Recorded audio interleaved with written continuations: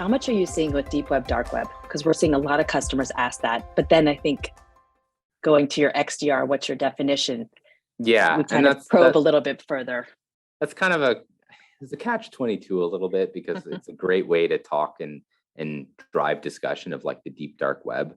And I think I don't have the statistic number in front of me, but I remember it's something like 60% of the internet is deep web, and you can only access it through specific stuff. And I don't know if that's actually true or not, but it is definitely broader than just a Google search that you typically do.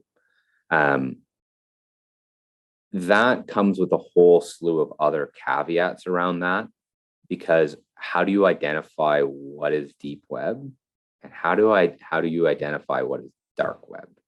Mm-hmm. And that really comes down to what data actually matters to you and where they're existing within your environment. And a great, example that I'll give is Tor protocol traffic. Most firewalls will pick up Tor protocol traffic. It's just kind of a signature-based thing. It's well known, it's well studied, it's well established, as it was a big risk when it first came out. So how do you make a determination based on your perimeter, based on your endpoint, based on maybe even programs installed on terminal servers, of what is generating that Tor traffic? And is it actually Tor traffic? Because signatures look for a fingerprint. Well, let me ask you the question. How do you determine what's a zebra versus a horse based on its hoof print? You can't.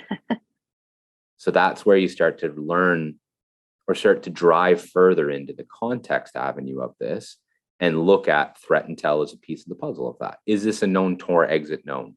Do I have DNS logging? Do I have, SSL breakers to look at Tor traffic? Can I even determine Tor traffic?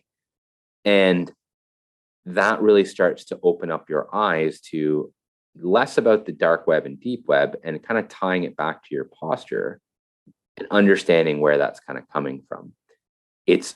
It's a really interesting discussion when you ask organizations or CISOs or CTOs about what the dark web and deep web means to them, because just like XDR, it means something different to everyone. They have their own interpretation of it.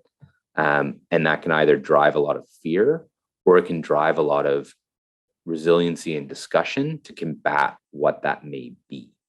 The one thing I will say is it's really neat when you're able to learn, or I'll call it pull the curtain back a little bit, because that's a place where everybody feels hackers go to hide. Yep. It's a really easy place to escape. It's a really easy place to be anonymous, and pulling back that curtain a little bit and garnering some of that information from those areas in the form of threat intel is really, really, really important. And it allows you to really benefit from kind of that information that's coming from those areas. It's crucial as part of the threat intel stream, for sure.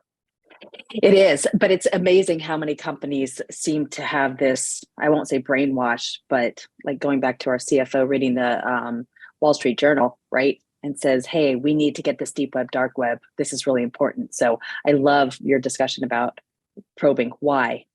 How are you going to use it? Where are you planning to get it from? And pushing a little bit further to really understand how folding that intel into your threat intelligence program is really going to help your business. For sure. And it kind of comes back to a little bit of like foundations. The analogy that I always kind of talk about is you could buy the best, fastest sports car, like McLaren, like top of the line. But if you don't know how to drive, you don't know how to take the basics out, you don't know how to drive stick, that supercar is not going to do what you need it to do.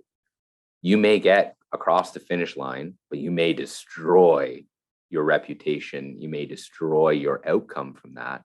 And it kind of ties back into these foundations. And I'm a firm proponent in outcome-driven security. What is the tangible, realistic output that we can garner from this? What does this mean for your organization? What does it mean for you? What does it mean for your security team? What does it mean for your operational team and DevOps? Because it has an impact on everything. And if you can start to ask those questions, you can then evaluate what you have. Maybe you don't have enough resources and need help. You need a partner to do that. Maybe you can tackle it yourself, but it allows you to be realistic in your approach and understand where things may be lacking and it allows you to not have point solutions. That's my favorite thing that I come across a lot is like, I'll use the CFO Wall Street Journal example of this. It's like, we need to deal with the dark web, deep web. Perfect. And they do it and no one looks at it ever again. Like, we checkboxed that. We did it. And it's like, okay, did you integrate it fully? Did you operationalize it? Are you leveraging it? Do you have metrics to back your evidence? And that if you don't work towards that goal, which can be daunting, and not everybody needs to get to the perfect end state, but something is better than nothing, that allows you to actually capitalize on what you're trying to do. That's a key point, a really key point. It's how often we run into customers. And I loved your outcome-driven security intel. I love that. Awesome. Well, Devin, thank you so much for your time today. Really excited about this and really appreciate all you're doing.